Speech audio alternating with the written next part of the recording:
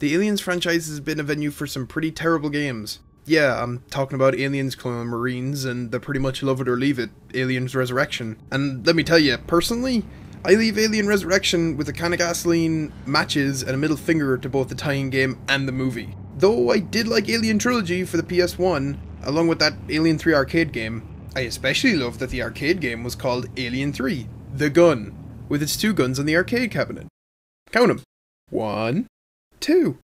Anyways, on January 7th, Alien Isolation was officially revealed. It was a survival horror game very much inspired by the first film. You would play as Ellen Ripley's daughter Amanda, still looking for answers for her mother's disappearance 15 years ago.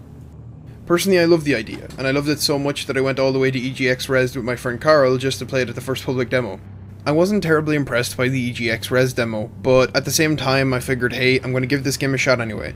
They're putting a lot of work into videos showing what the game will be like, talking about how it will be the game that fans wanted. Wait a minute.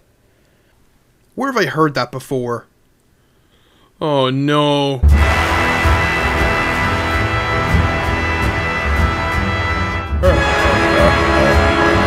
Anyway, moving on. Not emotionally, just for the video. So yeah, I was hesitant about picking up Alien Isolation, but I figured, I'm a fan, I really like the Creative Assembly, I'm a huge Total War fan, I don't think they're going to disappoint me, and I can safely say that they didn't. Alien Isolation really is the survival horror alien game that they promised. For the story, I'm not going to go into spoilers, but I will give you the premise and my thoughts. As Amanda Ripley, you receive word that the flight recorder of the ship your mother went missing on has been found, and is being kept at a station called the Sevastopol. Search seems finally over, right? I mean, Amanda can hit up the Sevastopol, listen to her mother's final message, and bounce on out to continue her life, right? Wrong! Bam! There's an alien on the ship that's either killed or driven everyone on the station batshit Looney Tunes. Put that on your face and have it burst out of your chest cavity, sister!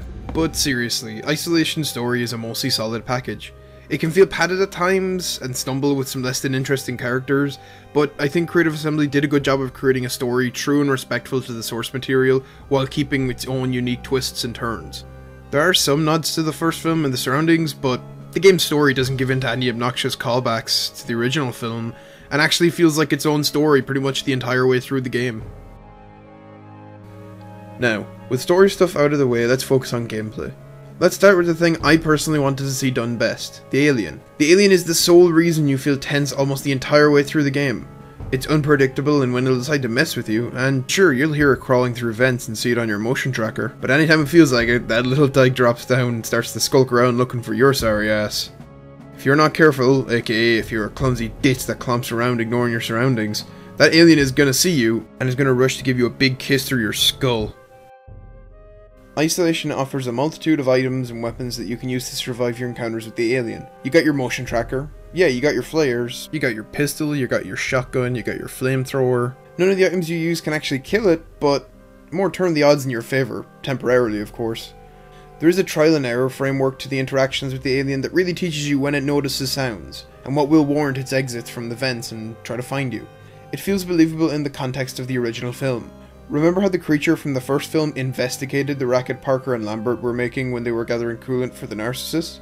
You'll run into survivors making that same sort of noise and meet the same fate as those on the Nostromo. It really makes you question your actions when interacting with enemies other than the alien.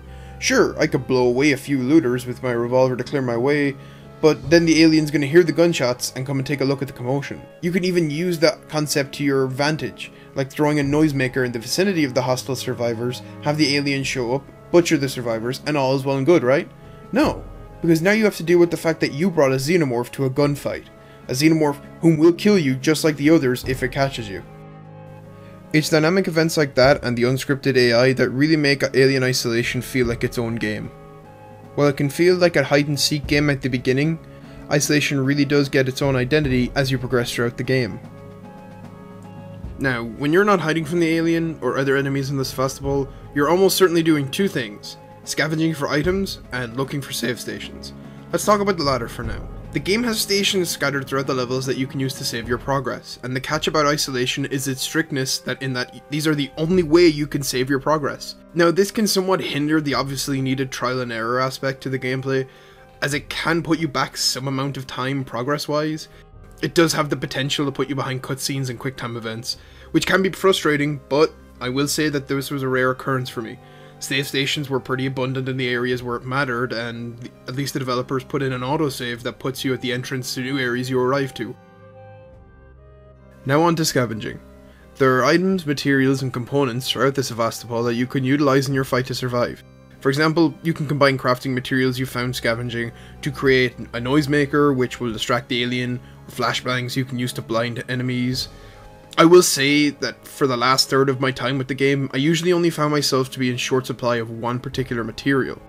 Which was odd considering how every time you go through an area, the materials on dead bodies and in crates are supposed to be randomized. The randomization is a nice touch, and while it can work if you're replaying the game or having a hard time in certain areas, it doesn't really matter when you can find that item, no matter how many times you've died. SCJ injectors, you will forever be the bane of my existence. All of this said, I fully acknowledge that this is a survival horror game. Key items are supposed to be rare, and make exploring secondary areas instead of progressing a more worthwhile endeavour. I just felt it was something I found odd, especially when going through an entire level without finding a single SCJ injector, but being maxed out on scrap and every other material. Isolation also has hacking minigames, but I really don't feel like they're that strongly implemented.